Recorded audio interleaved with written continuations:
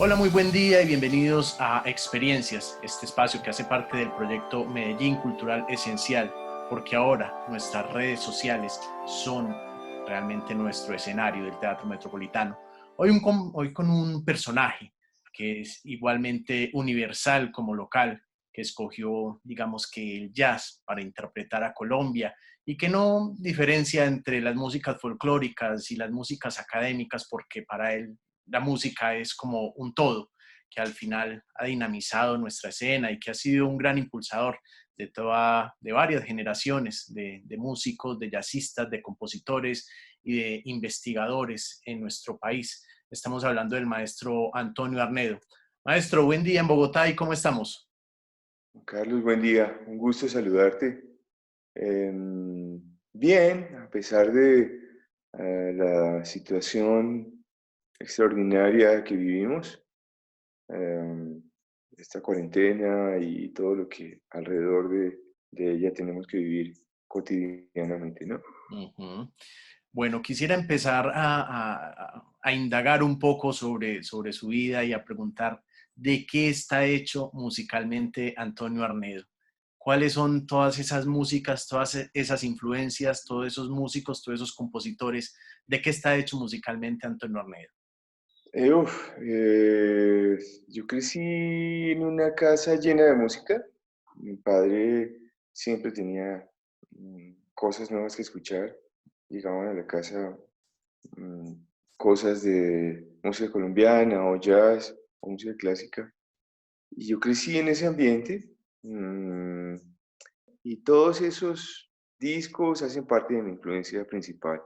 Toda esa música que yo escuché cuando estaba pequeño, Miles Davis, John Coltrane, mm, boleros de toda índole, salsa, Ismael Rivera, Lucho Bermúdez, Pacho Galán, Ramón Ropaín, Bach, los planetas de Holtz, eh, no sé, muchas cosas que hacen parte de un universo diverso y muy rico. Ya cuando yo decidí ser músico, eso hizo parte de la estructura, del ADN, de las cosas que yo haría posteriormente. Pero muchos de esos músicos con los que yo empecé a tocar son también parte de mi influencia. Allí están Gabriel Rondón, eh, Armando Velázquez, músicos, yo de Madrid, músicos de una amplia experiencia que estaban presentes en la escena cuando yo inicié a tocar y que fueron muy importantes para mí. De ellos guardo un recuerdo muy fuerte, pero también una clara gratitud por lo que ellos significaron en mi vida y por lo que ellos aportaron a mi proceso. Mejor dicho, tuvo en algún momento elección de no ser músico. Sí, sí, sí, sí, no, al comienzo, pues yo no iba a ser músico, ¿no? Yo estudié geología en la Universidad Nacional, no terminé la carrera, pero pues yo nunca pensé para mí la música como una profesión. Así que sí, había opciones, había posibilidad de no ser músico. Mi papá no quería que yo fuera músico. Y era algo que él repetía constantemente, ¿no? A todos nosotros en la casa. Ah, bueno, eso era, eh, eh, eso es algo que se convirtió en una especie de frase que se repetía constantemente, en una muletilla de mi papá. Esa era la palabra que estaba buscando. Mi papá siempre hacía esa observación. Así que cuando ya empecé a hacer música ya estaba bastante mayor, tenía 21 años, y ahí yo conocí a Gabriel y a Alfonso, su hermano, y muchos músicos, los hermanos Escobar, gente que estaba aquí en la escena en Bogotá y que, como te digo, fue muy importante para mí dentro de ese proceso.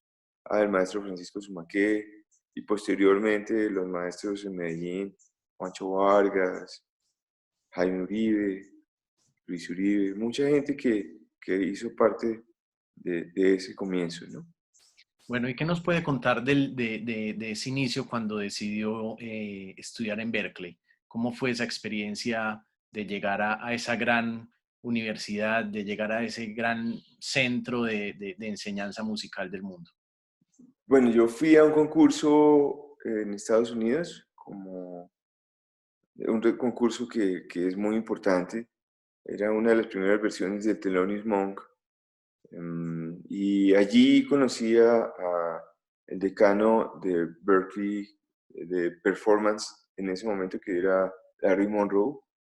Y Larry me ofreció una beca y eso hizo posible que yo me fuera a vivir a Boston y terminara la carrera. La experiencia en Boston es una experiencia indudablemente importante, sobre todo por la cantidad de gente con la que compartí, mm, la cantidad de gente con la que yo toqué de todas partes del mundo. Esa experiencia es inigualable y me propuso reflexiones que probablemente yo no hubiera tenido si yo no hubiera asistido a la escuela como tal. Fue un momento muy rico, muy importante para mi vida. Allí conocí a Bill Pierce, mi profesor, a Joe Viola, a muchos músicos importantes para mí también, ya dentro de mi proceso. De hecho, yo estudio todos los días y todavía recuerdo, me resuenan cosas que hablé con mis profes, con Joe, hace un pocos días, justo antes de que todo esto estallara. Tuve posibilidad de hablar con mi profesor, con Bill Pierce. Bill tocó con Art Blakey, con Tony Williams, hizo discos con Joe Henderson, Sonny Rollins.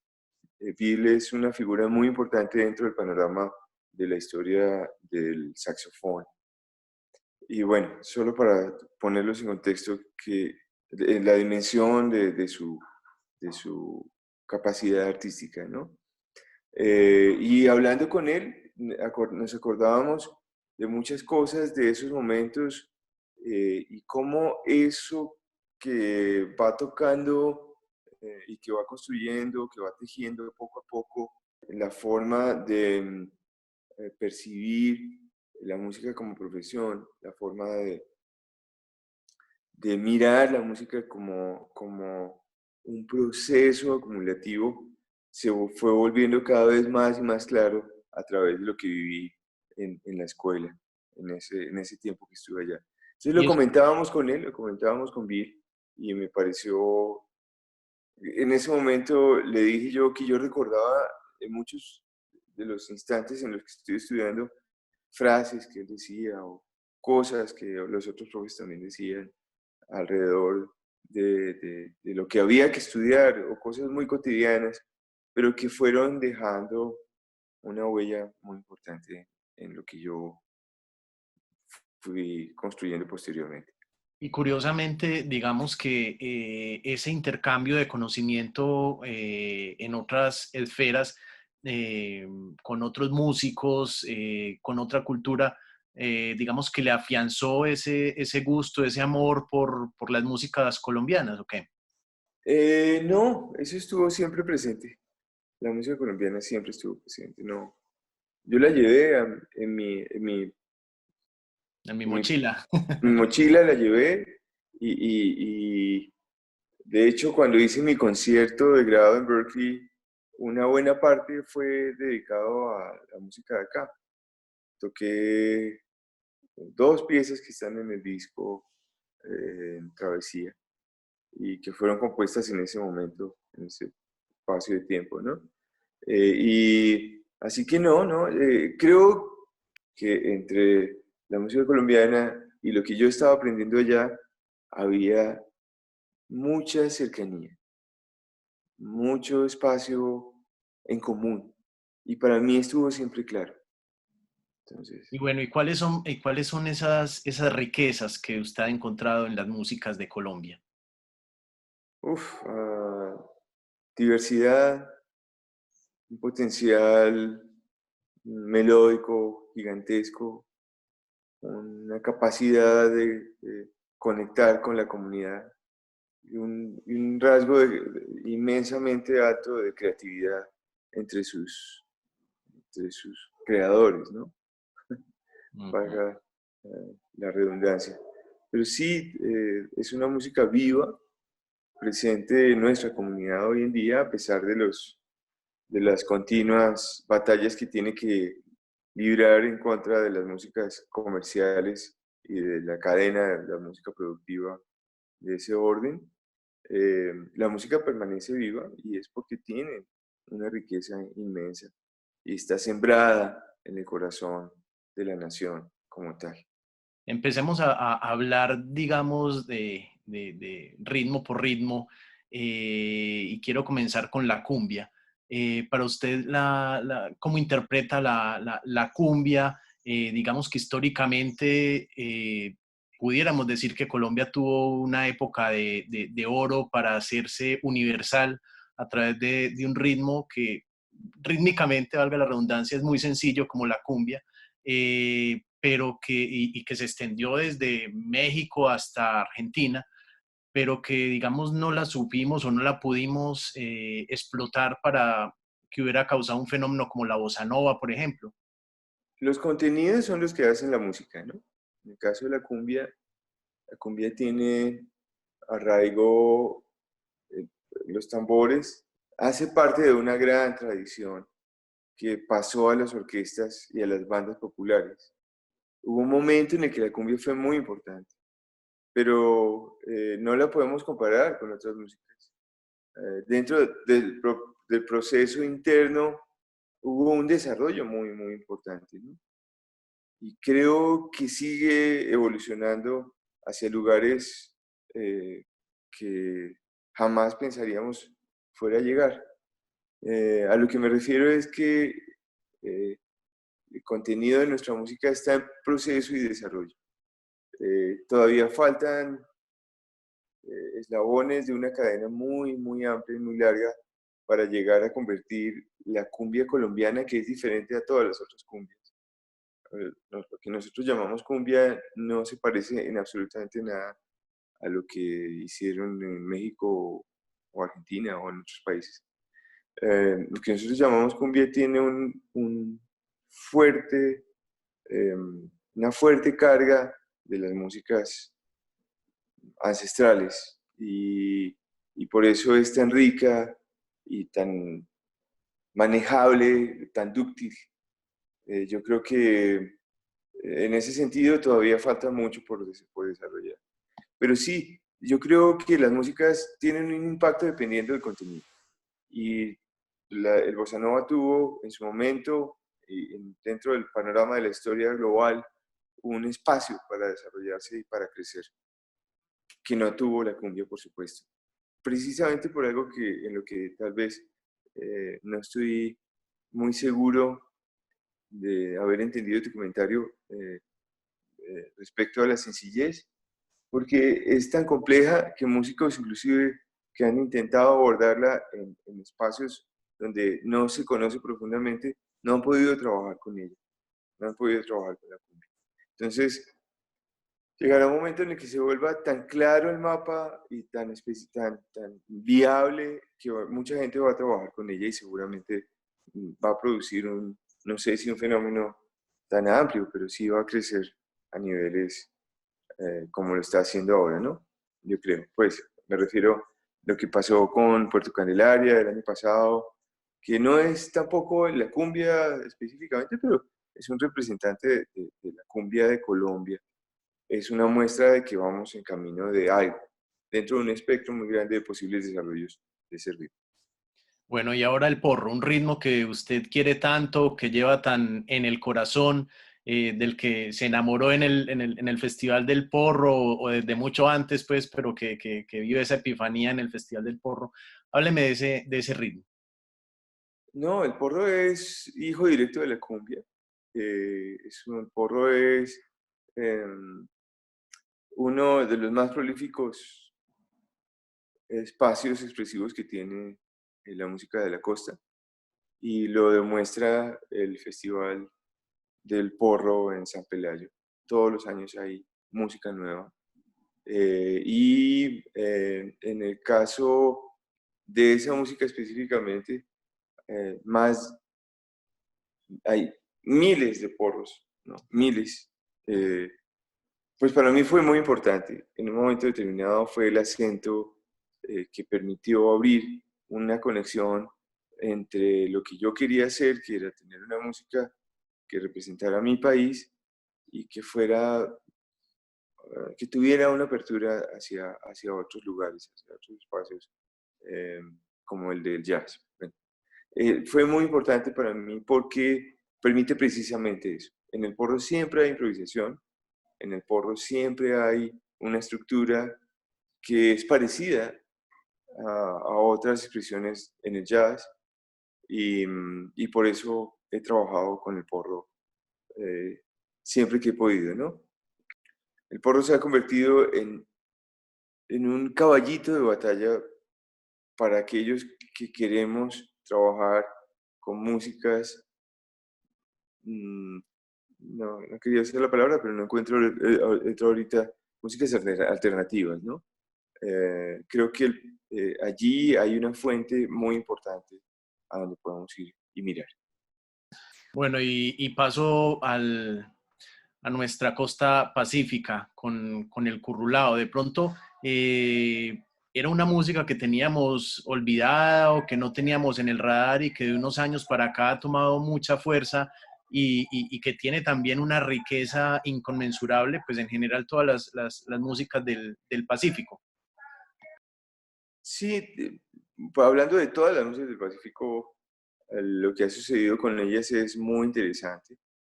Hay que agradecer a Germán Patiño por haber puesto el granito de arena para que el Petronio Álvarez naciera y creciera y nos pusieran en el mapa muchas cosas que están ahorita sobre la mesa, ¿no? Así que sí, hay una fuerza, hay una magia en esa música y de allí nace también el último trabajo que hicimos con el colectivo, el Soplo de Río. Creo que en general allí el bambuco y conecto con las músicas del interior y las músicas llaneras, hay allí una semilla que es la que permite ese diálogo y ese viaje de las músicas de Colombia y esa conexión que hay entre un territorio y otro. Eso me parece que es clarísimo ahora, no era tan claro hace unos años. Y está absolutamente presente en las músicas de los nuevos proyectos de los músicos interesados en la música colombiana.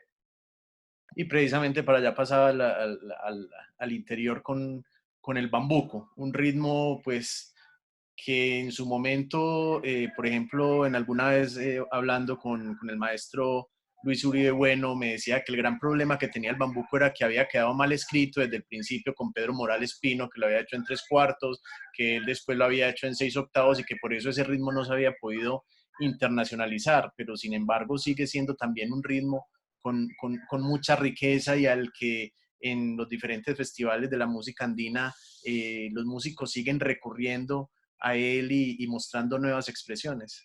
Es una muestra clara de cómo se han dado las interacciones culturales y cómo la música de Europa se mezcla con otras músicas, allá mismo en Europa, ¿no?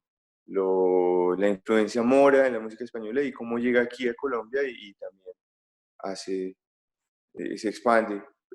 Y no solamente se expande, sino que se diversifica. Entonces, sí, yo creo que si hay algo, un ritmo que pudiéramos decir está presente en todo el territorio nacional y que tiene que conecta con todos los demás, es el bambuco. Digo, hay la cumbia, el bambuco, son los ritmos nacionales evidentemente, pero el bambuco tiene algo que hace posible visualizarlo como un conector, como una especie de espacio entre esos lugares donde hay conexión, ¿no? Digo, entre los llanos y la zona andina, o entre la zona andina y la costa atlántica o el Pacífico. Así que sí, hay un ingrediente allí que es supremamente rico y de que todavía hay mucho por explorar y trabajar, ¿no? Así es, así es. Maestro, cada disco suyo, digamos que ha sido como un escalón más hacia arriba. Uno no ve que la suya sea como una carrera plana, sino que cada disco es como un ascenso hacia una búsqueda, hacia algo diferente. En ese sentido, ¿cuál ha sido como el disco que más ha querido y del que se siente más feliz de haber producido? Difícil. eh, es como hablar de los hijos, ¿no? No, todos son Así es, diferentes, así es.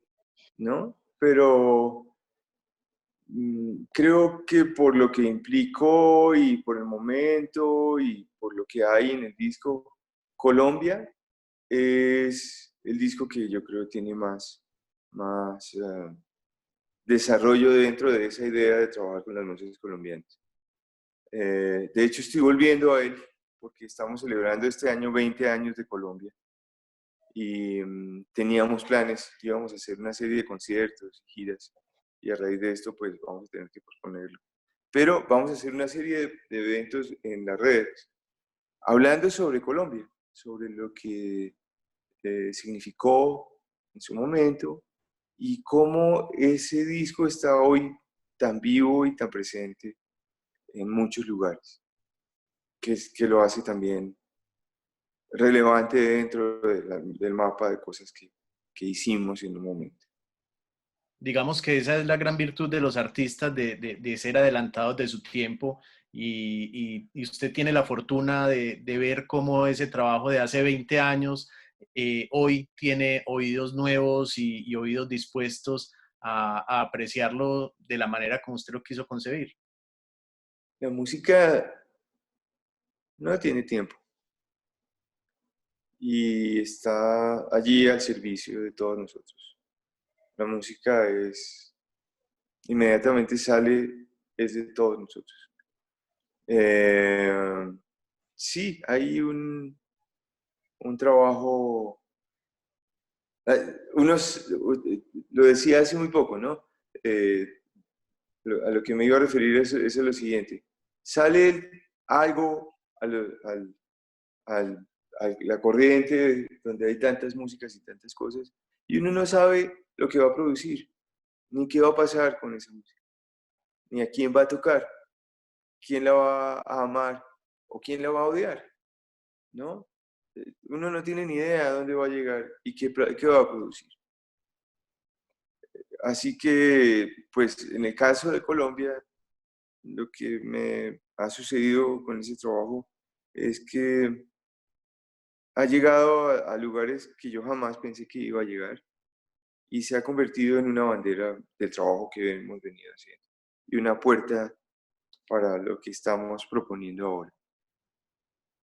Maestro, ¿y cómo analiza usted el presente del jazz, de esa escena, digamos, que no le gusta el término, pero alternativa, que se está moviendo en nuestro país con tantos jóvenes, con tanta cantidad de grupos que están saliendo? No sé si te refieres a la escena antes de la cuarentena o en este momento. Sí, pues antes de la cuarentena. Uf, es- creo que hay una escena tan rica, diversa, profunda y profundamente propositiva que todavía no hemos logrado verla eh, en todo su esplendor. En Colombia hay unos músicos jóvenes con un carácter, un talento y mucha información. Lo único que espero es que esta nueva generación tenga mejores herramientas para relacionarse entre ellos y no se convierta en una escena eh, dispersa, Disperso. Mm. ¿no? Yo creo que tienen una ventaja sobre las otras generaciones y es que tienen la posibilidad de salir con música, ya música grabada, ya sea en su casa y eso los hace eh, punta de lanza en todo lo que está pasando. Me No, parece muy y también importante. que puede hacer que tienen hoy más información, pues hay más acceso a redes, a tener los sonidos de otros músicos que de pronto antes no se tenía. Sí, cierto, cierto, cierto. Es una parte de lo que iba a decir ahora. Lo importante es entender que es un proceso acumulativo y que lo que estamos viendo ahora es que hay una expansión y una masa crítica de músicos ebulliendo y creciendo. Eso es lo que me parece a mí. Ahora te contesto, en este instante, veo con gran preocupación que esta cuarentena y estas circunstancias van a aniquilar un poco algunos de esos proyectos. Es como si la Tierra se quedara, si la Sí, Tierra se quedara sin agua, ¿no? En este instante. Es tan importante para el proceso que haya música en vivo, es tan importante para el proceso que haya música y apertura, es tan importante para el proceso que los músicos tengan contacto entre ellos, sus proyectos, y que haya contacto con el público, que temo que algunas de esas iniciativas no van a sobrevivir, sobre todo las más nuevas. Hay que mirar con mucho cuidado cómo vamos a seguir hacia adelante. Me parece que esa es una pregunta que hay que ir resolviendo en el día a día, ¿no? Eh, claro. Maestro, para devolverme un momentico sí, en la historia de su carrera, ¿qué recuerdos son los que tiene más frescos cuando le preguntan por el Teatro Metropolitano? ah, uf, me erizo pensar. La primera vez que fui al Teatro Metropolitano fue con la Big Band de Medellín. Eso fue ya hace unos años. Estaba Gabriel Rondón en esa primera ocasión. Mm, y de ahí lo he visitado y siempre que lo visito la experiencia ha sido maravillosa. Es un espacio mágico para mí, porque curiosamente es un espacio gigantesco, muy grande, ¿no? Pero Sí, ahí siempre que he está. ido, tengo la posibilidad de conectar con el público. Y eso es algo que no pasa en todos los escenarios. Eh, Así que mi recuerdo de teatro es un recuerdo que me conmueve y no sé, últimamente tengo la necesidad de agradecer todo lo que ha pasado y todo lo que tengo a mi alrededor, porque uno nunca sabe si lo va a volver a tener. Y dentro de ese espacio de agradecimiento, recordaba este último concierto que hicimos de Soplo de Río y la magia y lo que se generó allí. Así que sí, tengo en mi radar, en mi emocional, una conexión muy grande con el Teatro Metropolitano. Bueno, maestro, y finalmente, ¿qué es para usted esencial? La música nos permite aprender a compartir, aprender a escuchar, aprender a ver hacia atrás, hacia adelante. Pero hay una cosa que nos llega directamente desde su corazón y es el amor por, y el respeto por el otro, la capacidad para entender al otro y la posibilidad de poder ayudar en muchos sentidos. La música tiene en ese espacio una función dentro del tejido social y la hace eh, necesaria. Así que la respuesta sería, eh, para mí es esencial la música y todo lo que ella nos brinda dentro de esa perspectiva que acabo de explicarte. Perfecto. Bueno, maestro, un placer y muchas Igual, gracias Juan por... Carlos, no, gracias a ustedes y con una ansia inmensa, infinita, de volver a estar en Medellín, de volver a compartir la música y de volver a tocar en el Teatro Metropolitano. Un abrazo a todos los que siguen al teatro. Un abrazo muy fuerte, lleno de música, lleno de afecto a todos los que nos escuchan.